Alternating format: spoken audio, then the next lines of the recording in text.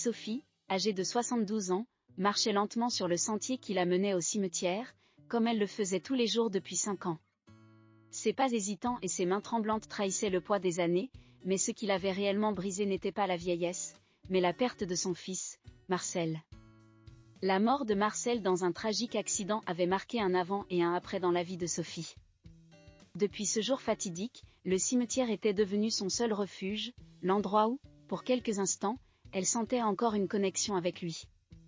Chaque matin, inlassablement, elle apportait des fleurs fraîches à la froide pierre tombale de son fils, cherchant une paix qui ne venait jamais complètement. Ce jour-là, cependant, l'air semblait plus lourd. Le ciel était couvert de nuages gris qui menaçaient de déverser leur pluie à tout moment. Le vent soufflait avec une force inhabituelle, arrachant les feuilles mortes des arbres et faisant écho entre les pierres tombales. Sophie resserra son manteau autour d'elle et poursuivit son chemin vers l'endroit où reposait Marcel. Elle ressentait la mélancolie familière qui l'accompagnait toujours lors de ses visites, mais quelque chose de plus profond l'inquiétait. Il y avait quelque chose dans l'air, une sensation indescriptible qui la faisait se sentir encore plus vide que d'habitude. En arrivant près de la tombe de Marcel, elle vit quelque chose qu'elle ne s'attendait pas à voir, un enfant assis à côté de la pierre tombale de son fils. Il était trempé, son petit corps tremblait de froid, et il tenait fermement dans ses mains une peluche usée. Sophie le regarda avec incrédulité, ses yeux se plissant comme si elle ne pouvait pas croire ce qu'elle voyait. L'enfant ne semblait pas remarquer sa présence, il restait immobile, regardant le sol, comme si le monde autour de lui n'existait pas. Le cœur de Sophie s'accéléra. Il était rare de voir un enfant seul dans un endroit aussi sombre, et encore plus un matin aussi gris et pluvieux.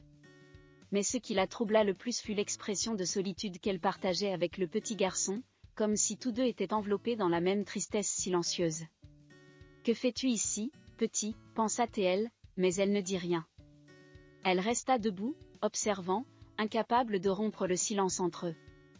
Finalement, le ciel ne put plus retenir sa charge, et la pluie commença à tomber. Les gouttes frappaient violemment les pierres tombales, et l'eau inonda bientôt le sol sous ses pieds.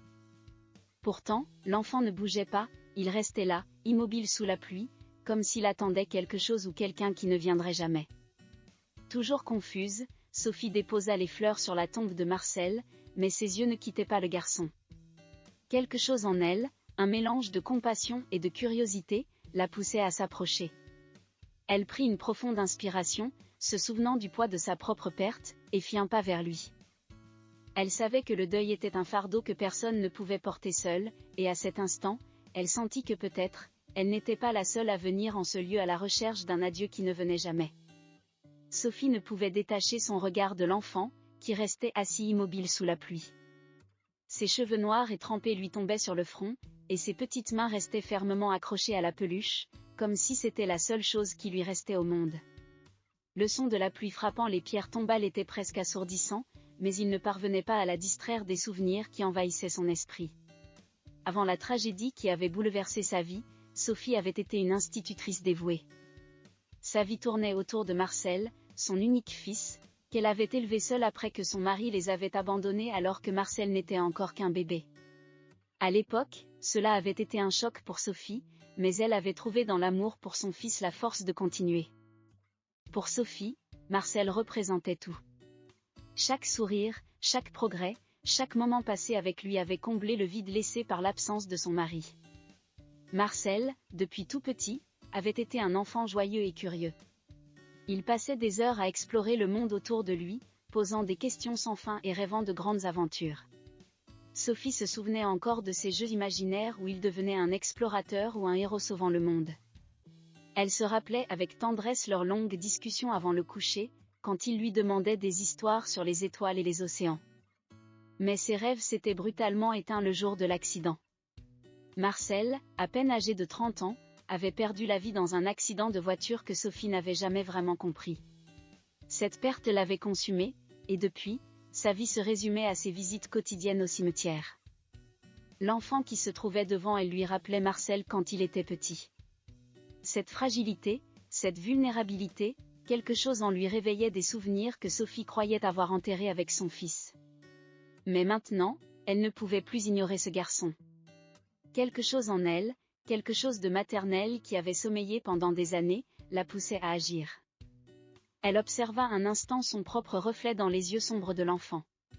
Ce reflet n'était pas seulement physique, il portait aussi les traces de sa propre douleur, de ses propres pertes.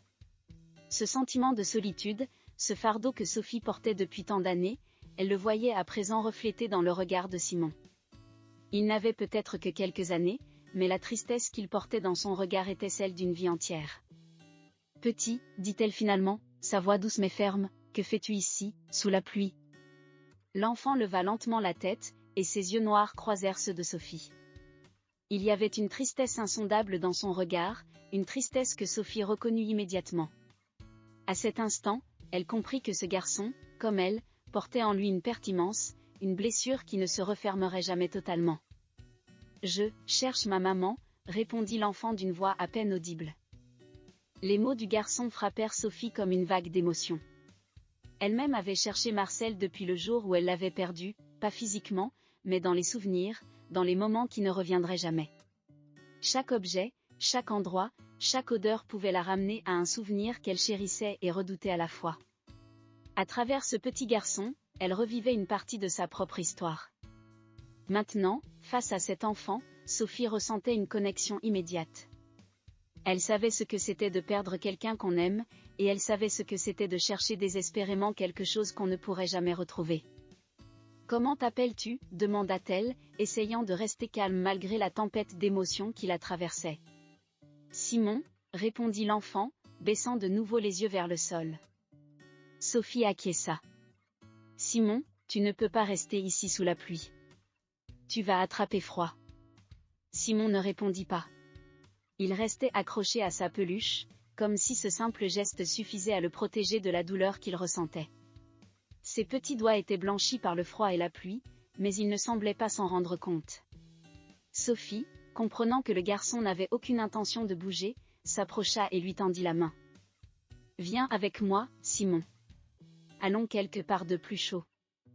Nous parlerons de ta maman après. » Au début, Simon ne bougea pas. Ses grands yeux sombres la fixaient avec une hésitation palpable.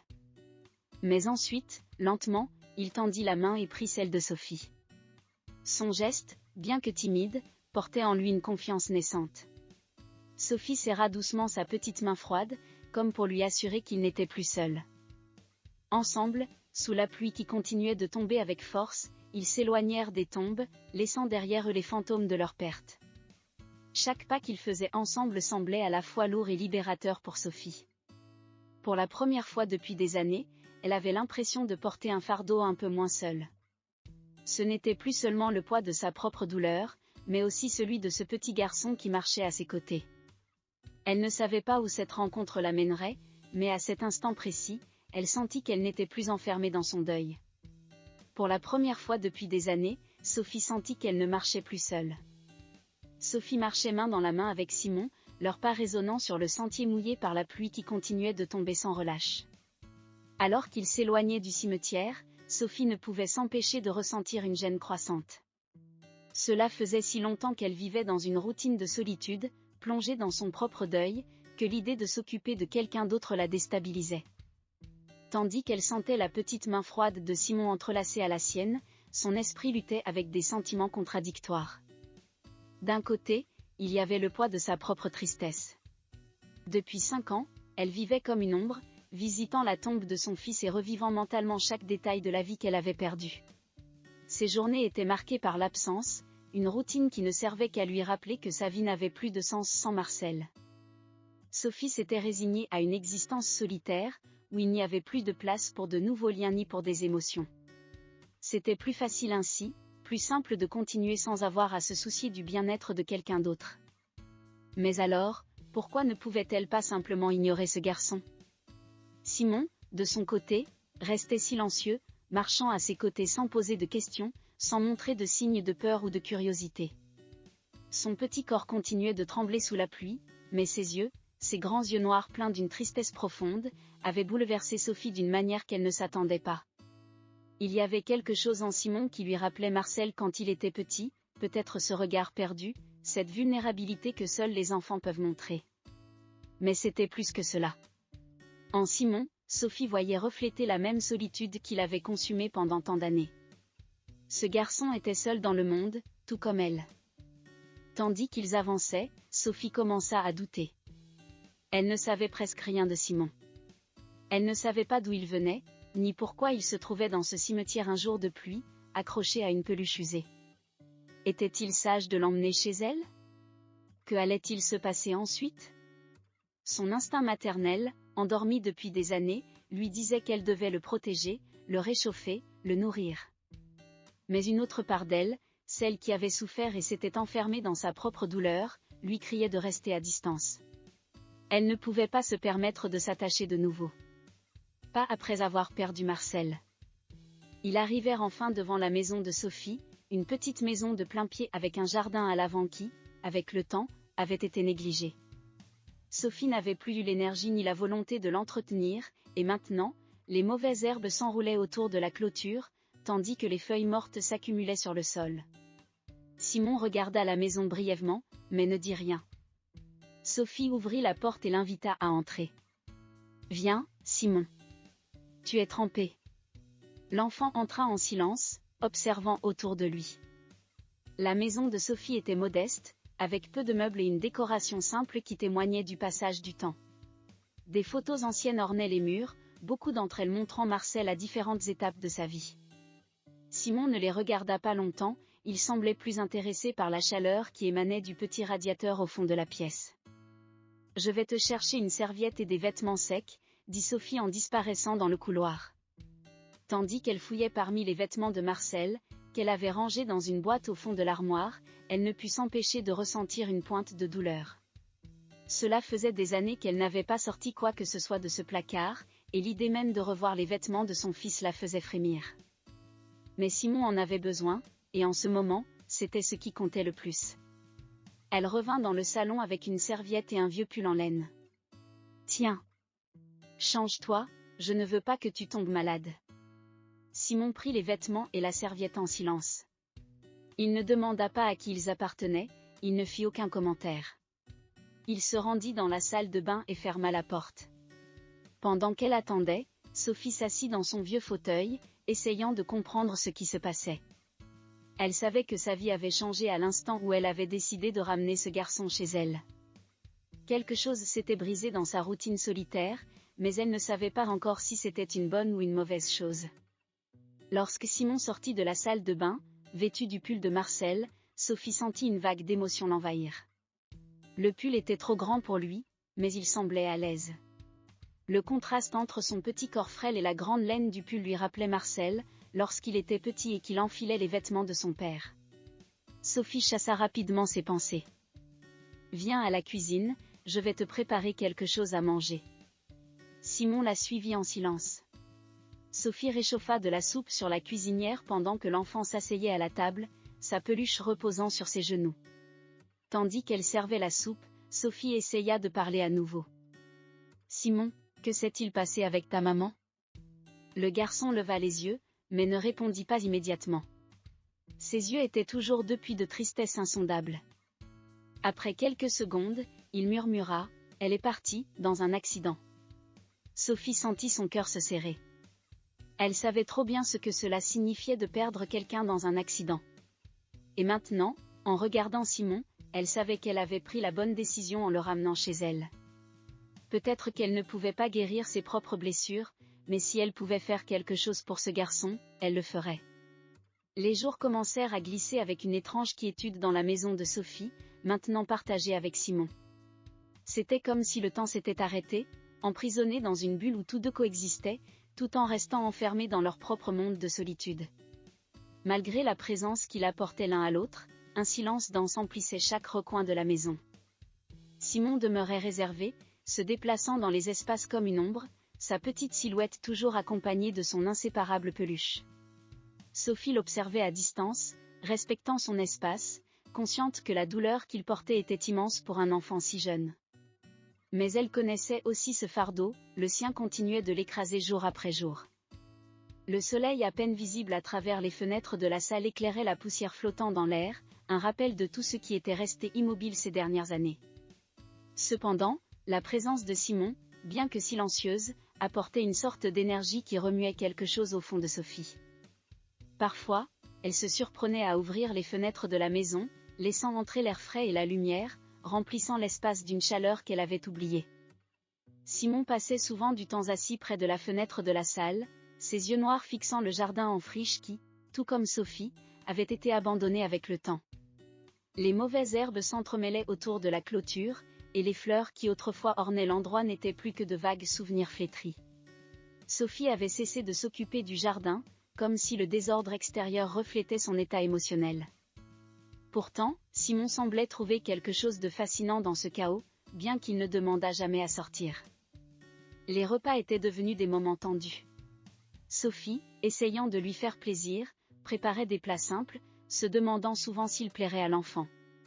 Mais Simon mangeait en silence, son regard rivé sur son assiette, chaque bouchée avalée dans un silence si profond que le bruit des couverts semblait résonner dans l'air.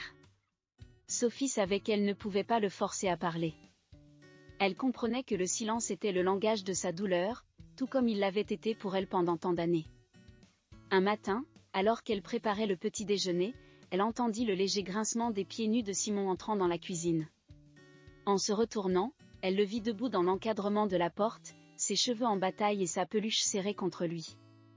L'odeur du pain grillé emplissait la petite cuisine, se mêlant à l'arôme du café que Sophie avait l'habitude de boire chaque matin. Simon, silencieux, l'observait, mais ses yeux évitaient de croiser les siens. Sophie, sans un mot, lui tendit une assiette de tartines et de confiture. « Tiens, Simon, dit-elle doucement, ses paroles rompant à peine la tranquillité qui régnait entre eux. « Merci, murmura l'enfant, sans lever les yeux. Il prit l'assiette et s'assit à table. Ce petit geste, bien qu'insignifiant pour d'autres, était pour Sophie un signe que, peut-être, Simon commençait à s'ouvrir, ne serait-ce qu'un peu. Elle ne dit rien de plus, mais à l'intérieur, elle ressentit une petite étincelle de satisfaction. Elle savait que la route vers la confiance serait longue, mais c'était un premier pas.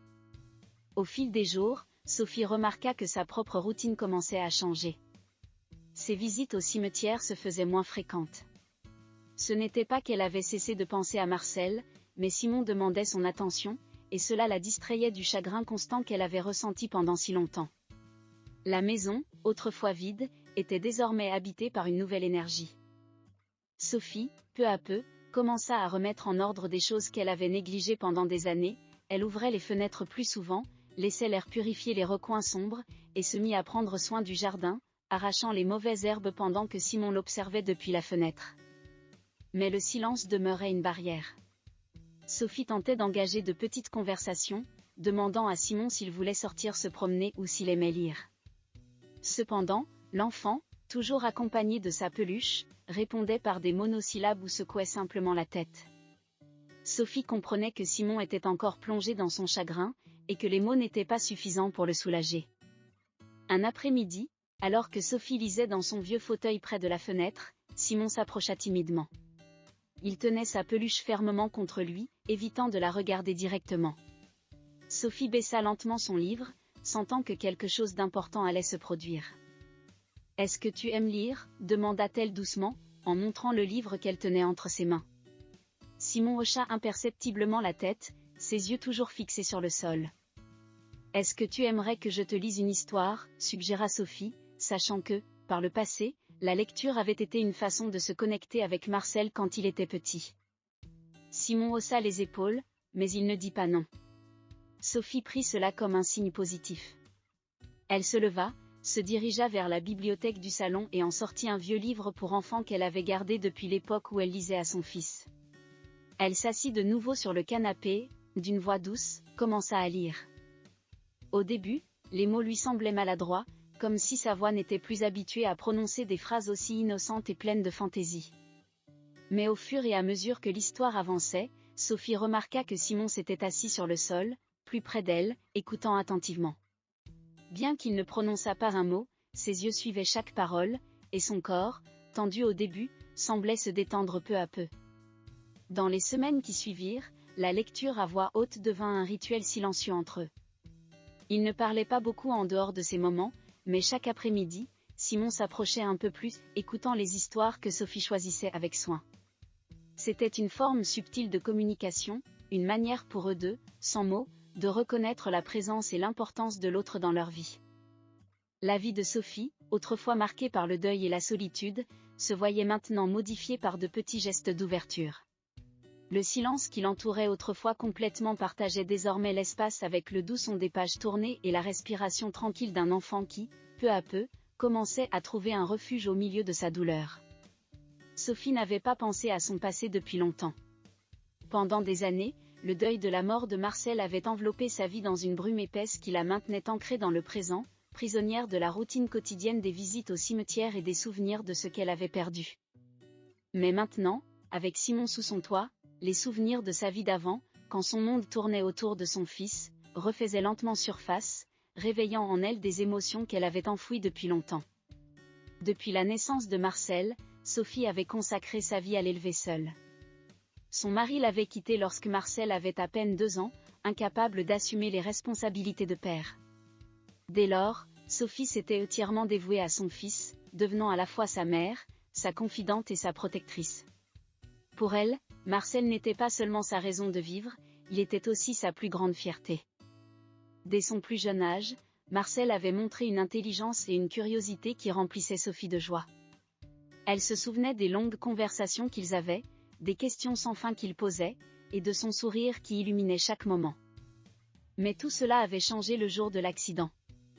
La nouvelle était tombée comme un coup brutal, son fils, son cher Marcel, avait perdu la vie dans un accident de voiture. Sophie se souvenait encore précisément du moment où elle avait reçu l'appel, du silence soudain qui l'entourait, et de la sensation que son cœur se brisait en 1000 morceaux. Depuis ce jour, la maison était restée silencieuse. Les rires, les conversations, même les petits bruits quotidiens qui remplissaient autrefois son foyer s'étaient volatilisés. Marcel était parti, et avec lui, une partie de Sophie qui ne reviendrait jamais. À présent, des années plus tard, ce silence était interrompu par la présence de Simon. Le garçon, bien qu'aussi différent de Marcel en apparence qu'en personnalité, lui rappelait son fils à chaque interaction. En le voyant jouer avec sa peluche ou s'asseoir en silence près de la fenêtre, Sophie se souvenait de Marcel lorsqu'il était enfant, avec ses propres jouets et ses moments de réflexion. Cependant, Simon n'était pas comme Marcel dans tous les sens. Alors que son fils avait été un enfant extraverti, toujours prêt à partager ses pensées et ses sentiments, Simon était une forteresse de silence. Sophie l'observait avec inquiétude, voyant comment il s'enfermait dans lui-même, comme s'il essayait de se protéger d'une douleur trop grande à supporter. Elle savait que Simon souffrait, que la perte de sa mère l'avait profondément blessé, mais elle ne savait pas comment l'atteindre.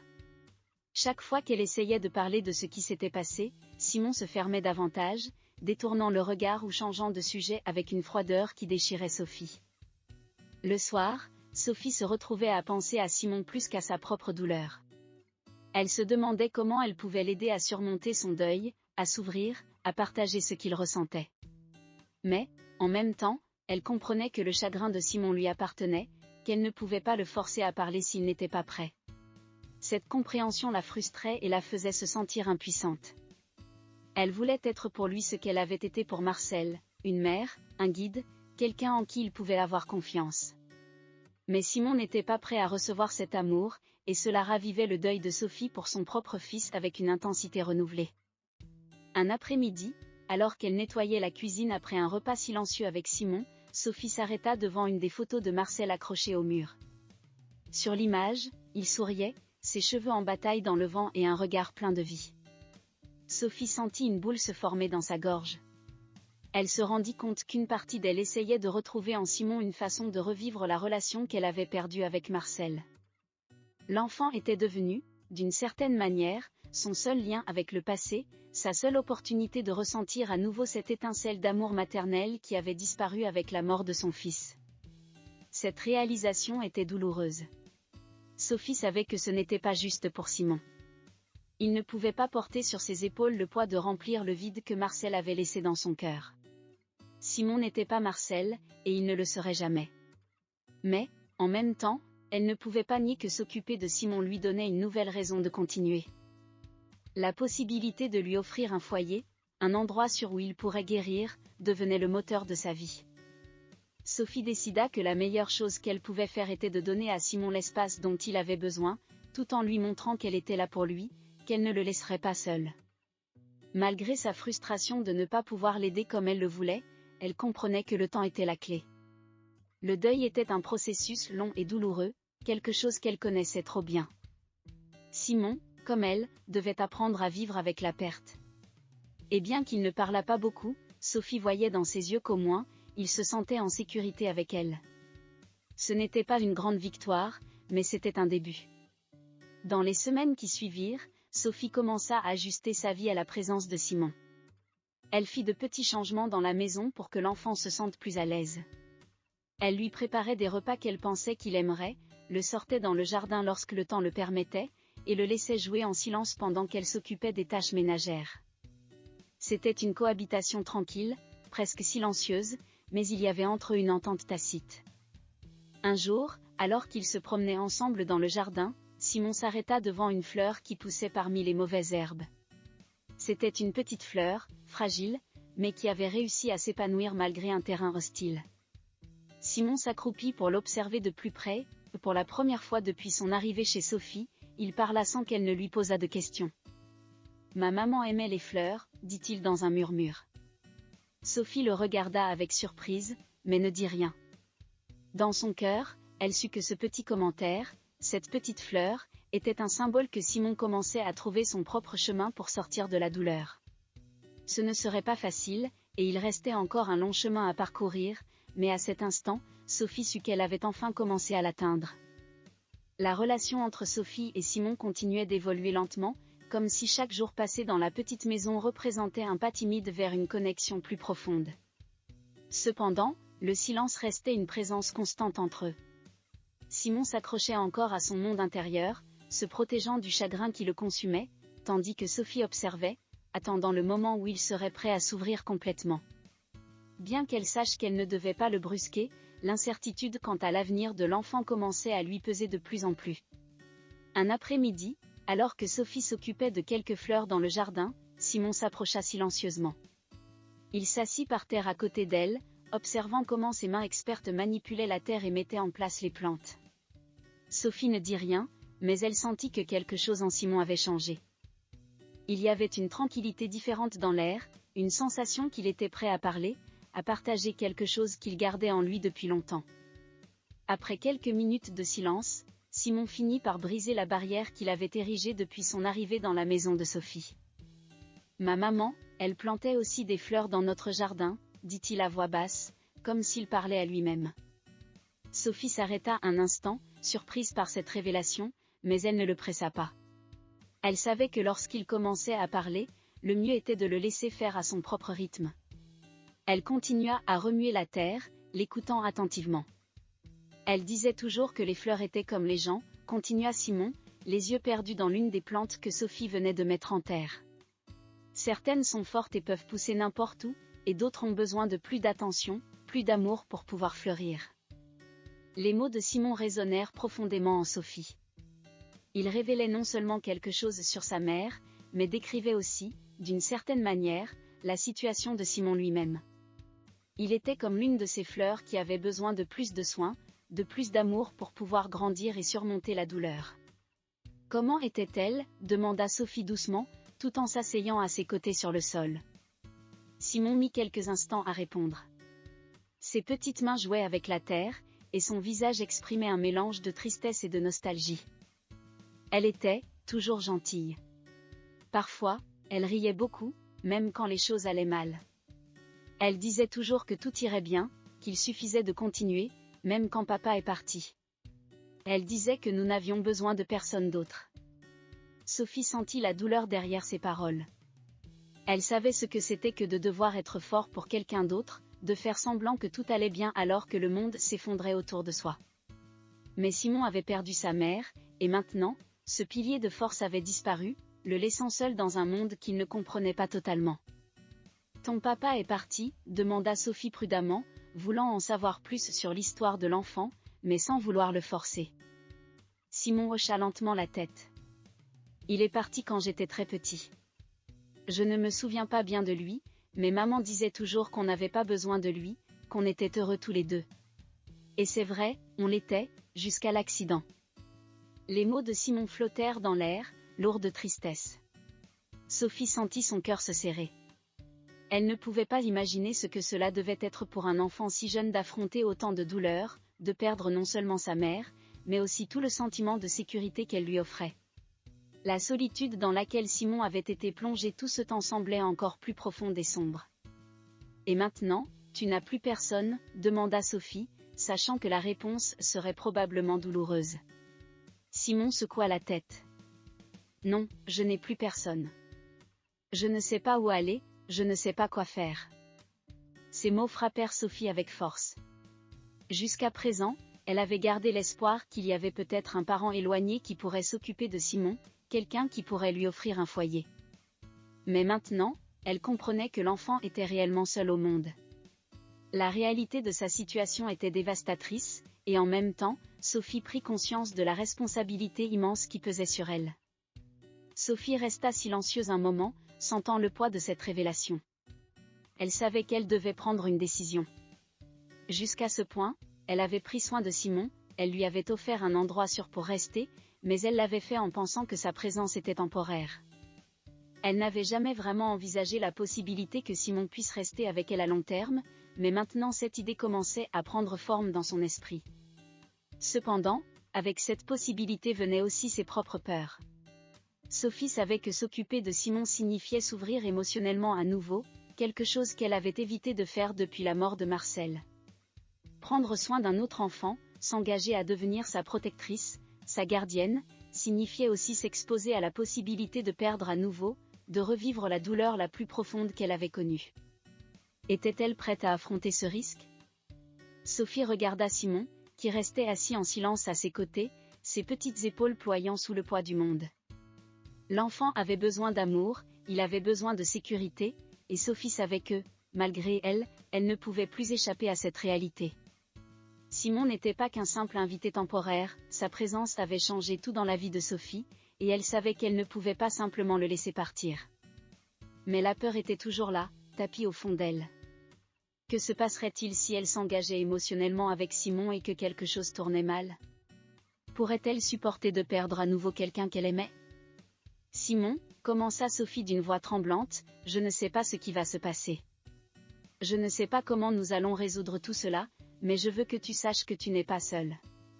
Simon leva les yeux vers elle, ses yeux pleins d'incertitude, mais aussi d'une lueur d'espoir silencieuse.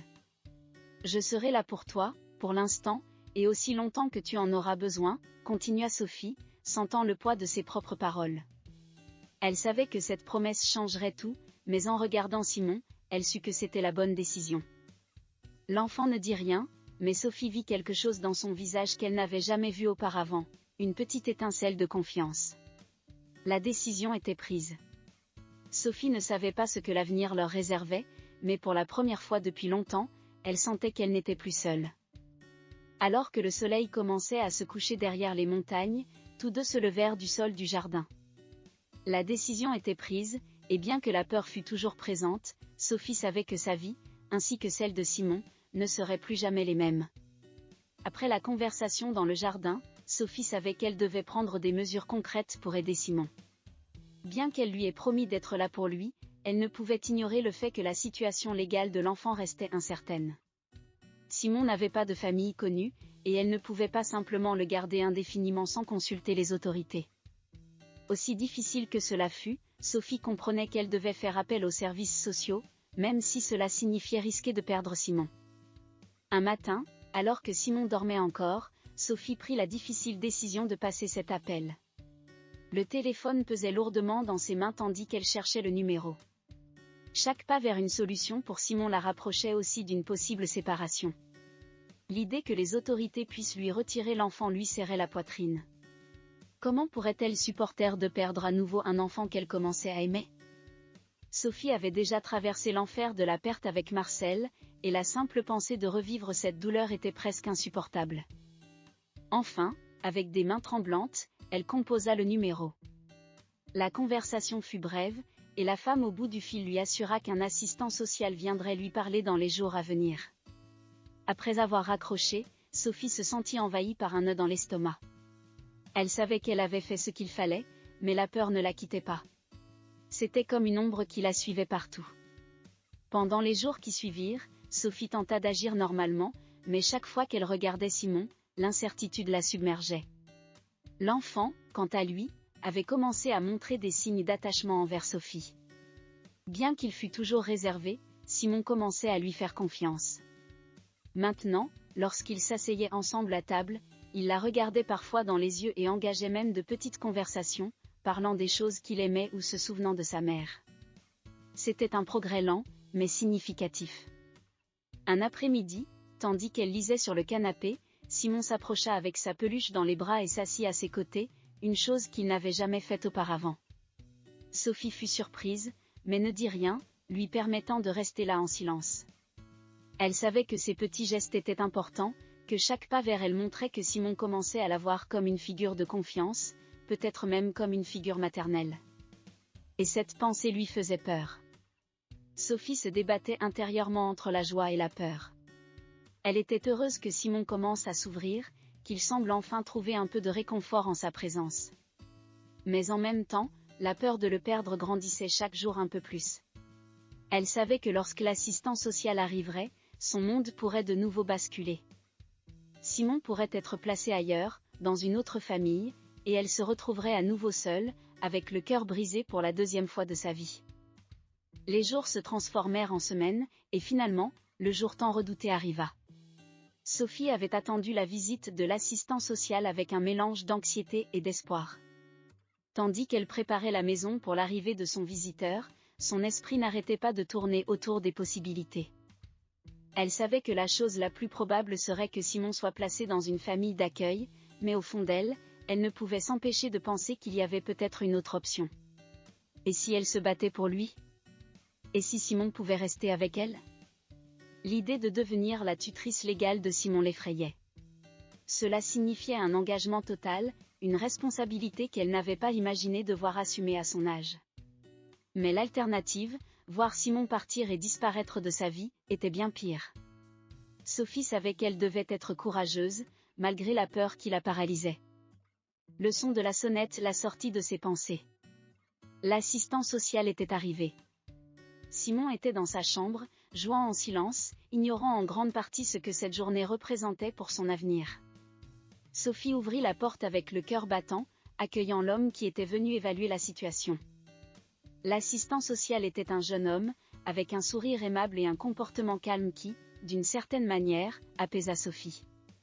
Ils s'assirent dans le salon, et l'homme commença à poser des questions sur la manière dont Sophie avait trouvé Simon, comment leur cohabitation s'était déroulée et ce qu'elle savait de la situation de l'enfant. Sophie répondit avec sincérité, décrivant comment Simon était entré dans sa vie et comment elle avait essayé de lui offrir un foyer sûr. Mais en parlant, elle ne pouvait pas éviter le nœud dans son estomac. Elle savait que toutes ces questions menaient à une seule chose, une décision concernant l'avenir de Simon. Au bout d'un moment, l'assistant social demanda à parler à Simon. Sophie l'appela, et l'enfant descendit lentement les escaliers, une expression d'incertitude sur le visage. Il était évident qu'il ne comprenait pas complètement ce qui se passait, mais il sentait que quelque chose d'important se jouait. Simon s'assit près de l'assistant social, qui lui posa des questions douces sur sa vie avec Sophie, sur ce qu'il ressentait en vivant ici et sur ses souvenirs de sa mère. Simon, à la surprise de Sophie, répondit avec calme. Bien que ses réponses fussent brèves, il était clair qu'il se sentait bien chez elle, et qu'en quelque sorte, il avait commencé à la considérer comme son foyer. Sophie ressentit un soulagement, mais aussi une angoisse. Elle savait que les mots de Simon ne garantiraient pas qu'il resterait avec elle. Lorsque la conversation se termina, l'assistant social se leva et remercia Sophie pour son temps. Il expliqua qu'il devait encore faire des évaluations, et que la décision finale concernant Simon n'avait pas encore été prise, mais que la situation serait examinée avec soin. Avant de partir, il mentionna que Simon serait probablement placé dans une famille d'accueil temporaire pendant que les autorités cherchaient d'éventuels membres de sa famille ou des solutions à long terme. Après le départ de l'assistant social, Sophie se sentit comme enveloppée d'une lourde nuée. Elle savait qu'elle avait fait ce qu'il fallait en contactant les autorités, mais l'incertitude quant à l'avenir de Simon continuait de la ronger. Ce soir-là, tandis que Simon dormait, Sophie resta éveillée, regardant par la fenêtre, essayant d'imaginer un futur sans lui. Pourrait-elle supporter une autre perte comme celle-ci ? La peur de le perdre était si forte qu'elle la paralysait presque. Pourtant, quelque chose en elle avait également changé. Sophie savait qu'elle ne pouvait pas simplement laisser Simon partir sans se battre. S'il y avait une possibilité qu'il puisse rester avec elle, elle ferait tout pour que cela devienne réalité. Le lendemain matin, Sophie prit une décision. Elle rappellerait l'assistant social, poserait des questions, chercherait des options. Si devenir la tutrice légale de Simon était une possibilité, elle se battrait pour lui. Elle savait que cela comportait des risques, que cela pouvait être douloureux, mais elle savait aussi que, pour la première fois depuis des années, elle avait quelque chose pour lequel cela valait la peine de se battre. Le jour que Sophie redoutait tant arriva enfin. Les sons de la matinée semblaient plus tendus que d'habitude, comme si l'air lui-même savait que quelque chose de douloureux était sur le point de se produire. Elle avait essayé de rester calme en présence de Simon, qui ne comprenait pas complètement ce que signifiait la visite imminente de l'assistant social. L'enfant était assis à la table de la cuisine, jouant distraitement avec sa peluche, tandis que Sophie préparait le petit déjeuner, bien que ni l'un ni l'autre n'ait vraiment faim. Sophie savait qu'en quelques heures, tout allait changer. Pendant des jours, elle s'était battue avec ses propres sentiments. Depuis la première visite de l'assistant social, un nuage d'incertitude l'avait suivie partout. Elle savait que Simon serait emmené dans une famille d'accueil temporaire, le temps que les autorités cherchent si des membres de sa famille pouvaient s'occuper de lui, ou qu'une solution plus permanente soit trouvée. Rien que de penser à cette éventualité lui était insupportable. Elle avait été si prudente pour ne pas laisser son cœur s'ouvrir complètement, pour tenter de se protéger de la douleur qui finirait inévitablement par arriver. Mais malgré tous ses efforts, Simon avait trouvé le moyen de pénétrer dans sa vie et dans son cœur, et maintenant, l'idée de le laisser partir lui semblait presque impensable. Finalement, le son de la sonnette brisa le lourd silence de la maison. Sophie s'arrêta net, son cœur battant à tout rompre dans sa poitrine. Elle savait que c'était le moment qu'elle redoutait tant. Les mains tremblantes, elle se dirigea vers la porte et l'ouvrit, se trouvant face à l'assistant social venu chercher Simon. « Bonjour, Madame Sophie », dit l'homme avec un sourire aimable, mais son ton trahissait le sérieux de la situation. « Comme je vous l'ai mentionné, aujourd'hui, nous sommes venus chercher Simon pour le placer dans une famille d'accueil temporaire, le temps que nous trouvions une solution plus permanente. » Sophie hocha la tête, sentant un nœud se former dans sa gorge. Elle lutta pour garder son calme en invitant l'homme à entrer. Simon, qui jusqu'à présent était resté à l'écart de ce qui se passait, se leva lentement de la table, serrant sa peluche contre lui avec force. Ses grands yeux sombres se tournèrent vers Sophie, cherchant des réponses qu'elle ne savait pas comment lui donner. L'assistant social s'agenouilla devant Simon, lui parlant d'une voix douce mais ferme. « Simon, nous allons t'emmener dans un endroit temporaire où on prendra bien soin de toi pendant que nous cherchons une solution pour toi. Ce ne sera que pour un temps. » Simon regarda l'homme, mais ensuite ses yeux se posèrent sur Sophie, pleins de confusion et de peur. Sophie sentit son cœur se briser une fois de plus. L'image de Marcel, quand il était petit, lui revenait sans cesse en mémoire. C'était comme si elle revivait cette douleur, la peur de perdre quelqu'un qu'elle aimait, et cette fois, elle ne savait pas si elle pourrait y survivre. « Je dois vraiment partir ?» demanda Simon d'une voix à peine audible, son petit corps tremblant tandis qu'il serrait encore plus fort sa peluche. Sophie déglutit avec difficulté, luttant contre les larmes qui menaçaient de couler. Elle s'approcha de lui et s'agenouilla à son niveau. « Ce ne sera que pour un temps, Simon, » dit-elle d'une voix tremblante, essayant de paraître plus forte qu'elle ne se sentait. « Ils prendront bien soin de toi. Mais je veux que tu saches une chose. Peu importe ce qui arrive, je serai toujours là pour toi. » L'enfant la regarda intensément, ses yeux remplis d'une tristesse profonde que Sophie connaissait trop bien. C'était la même douleur qu'elle avait ressentie lorsqu'elle avait perdu Marcel, cette sensation que le monde s'écroulait autour de soi sans qu'on puisse rien faire pour l'arrêter. Sophie savait que Simon ne comprendrait peut-être pas complètement ses paroles, mais elle savait aussi que ce qu'elle disait était vrai. Elle ne permettrait pas que Simon se sente seul, peu importe ce qui se passerait. L'assistant social prit doucement la main de Simon, et l'enfant commença à marcher vers la porte, ses pas lents et hésitants.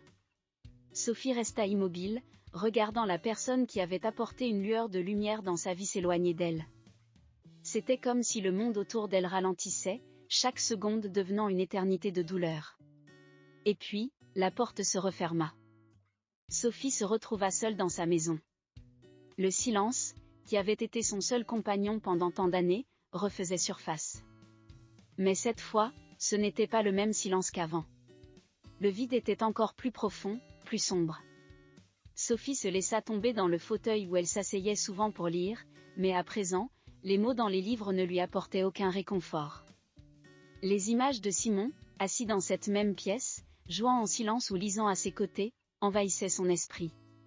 Son cœur était brisé, une fois de plus, et la douleur était aussi aiguë que lorsqu'elle avait perdu Marcel.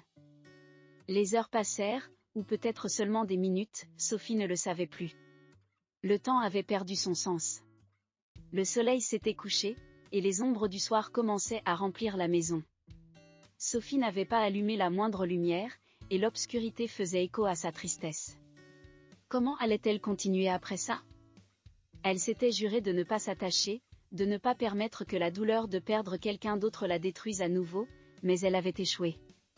Simon était devenu une partie de sa vie, une partie de son cœur, et maintenant, il était parti.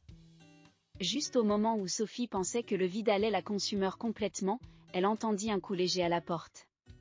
Son premier instinct fut d'ignorer le bruit, elle ne voulait affronter personne à ce moment-là. Mais le coup se répéta, insistant.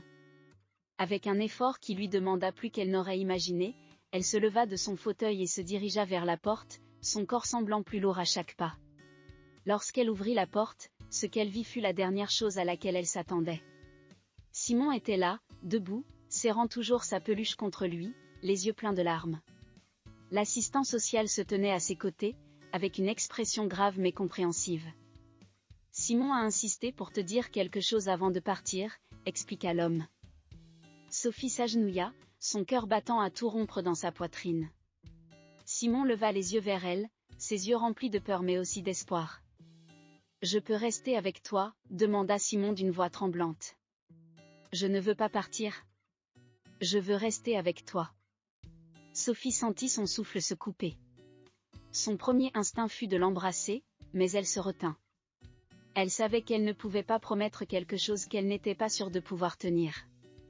L'assistant social avait été clair, Simon devait aller dans une famille d'accueil temporaire pendant que sa situation était résolue.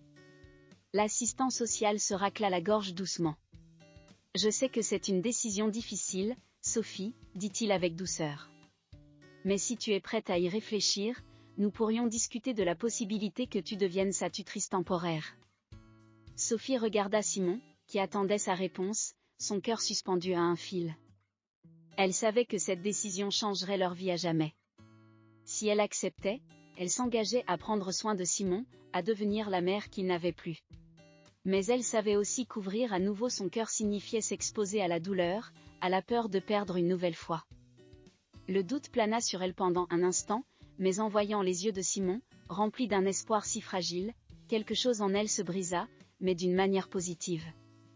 C'était une rupture qui laissait place à quelque chose de nouveau, une possibilité qu'elle n'avait pas ressentie depuis des années, la possibilité d'aimer à nouveau, d'avoir une raison de vivre. « Oui, » dit-elle finalement, sa voix tremblante mais ferme, les yeux remplis de larmes. « Oui, tu peux rester avec moi, Simon. » L'enfant se jeta dans ses bras, la serrant fort contre lui, et à cet instant, Sophie sut qu'elle avait pris la bonne décision. Elle ne savait pas ce que l'avenir leur réservait, mais pour la première fois depuis bien longtemps, elle se sentait moins seule. Les jours qui suivirent la décision de Sophie de garder Simon furent à la fois remplis de joie et de défis inattendus. Même si elle avait pris la décision de devenir la tutrice de Simon, elle savait que cela ne serait pas facile. Il y avait encore des procédures à suivre, des démarches légales à effectuer, et le poids de cette responsabilité ne faisait que commencer à se faire sentir.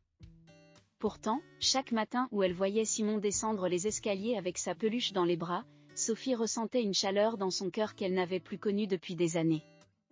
Simon, de son côté, semblait plus à l'aise maintenant qu'il savait qu'il resterait avec Sophie. Son comportement, autrefois distant et réservé, commençait doucement à s'adoucir. Il parlait un peu plus à table, posait des questions sur les livres que Sophie lisait, et passait de plus en plus de temps dans le jardin. Ils avaient même commencé à travailler ensemble sur les fleurs, un projet qui, de manière inattendue, les rapprochait. Cependant, il était clair que Simon portait toujours en lui le poids de son passé. Ses nuits étaient encore parfois troublées par des cauchemars, et bien qu'il n'en parlât pas beaucoup, Sophie savait que la perte de sa mère était une plaie encore béante. Un soir, alors qu'elle s'apprêtait à éteindre les lumières dans le salon, elle entendit Simon crier dans son sommeil. Elle se précipita dans sa chambre, le trouva en train de se débattre sous ses draps, les larmes aux yeux. « Maman ! Maman !» cria-t-il, perdu dans les affres d'un rêve terrifiant. Sophie s'assit à côté de lui et lui prit doucement la main. « Simon, je suis là », murmura-t-elle, essayant de le rassurer sans le brusquer. « C'est juste un cauchemar. » Simon ouvrit les yeux, confus et désorienté. Pendant un instant, il regarda Sophie comme s'il ne la reconnaissait pas, puis, peu à peu, il se calma.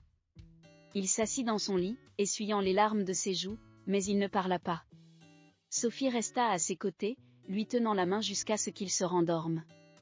Elle savait que ces moments de douleur faisaient partie du processus de guérison, mais les voir le tourmenter ainsi lui brisait le cœur. Les jours suivants, Sophie décida de parler à Simon de ses cauchemars, non pas pour le forcer à se confier, mais pour lui montrer qu'elle était là pour lui, prête à écouter quand il en aurait besoin.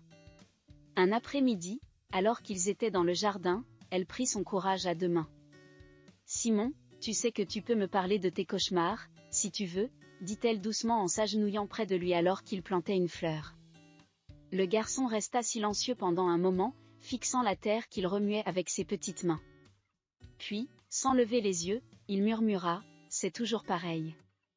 Je rêve que maman est là, mais je ne peux pas la trouver. Elle est là quelque part, mais elle ne m'entend pas. » Sophie sentit un frisson parcourir son dos. Elle comprenait cette douleur. La sensation de chercher quelqu'un qui n'était plus là, d'espérer qu'une voix familière réponde dans le vide. Elle s'agenouilla à côté de lui, plantant ses mains dans la terre à ses côtés. « C'est normal de rêver d'elle, Simon. Ça montre à quel point tu l'aimes, et à quel point elle te manque, » dit-elle doucement. Simon hocha lentement la tête. « Mais pourquoi elle ne revient pas ?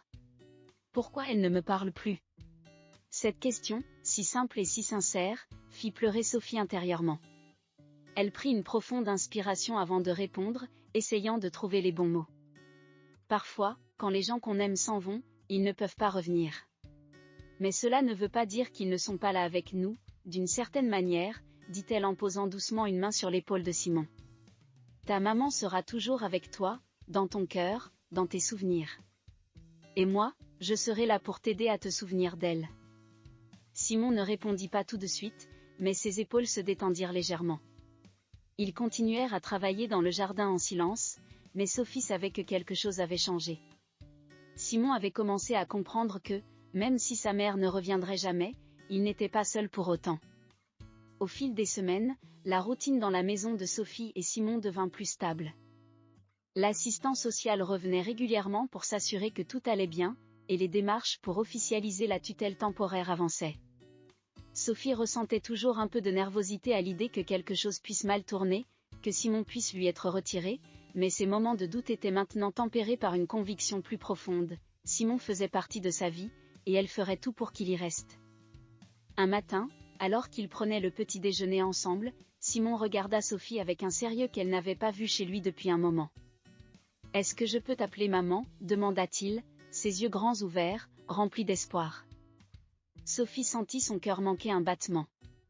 Elle posa sa tasse de café et prit une profonde respiration.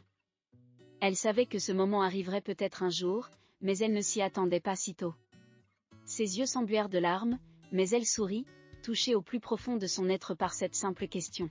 « Si c'est ce que tu veux, Simon, alors oui, » répondit-elle doucement, les larmes aux yeux. L'enfant sourit légèrement, comme soulagé d'avoir enfin posé la question qui pesait sur son cœur.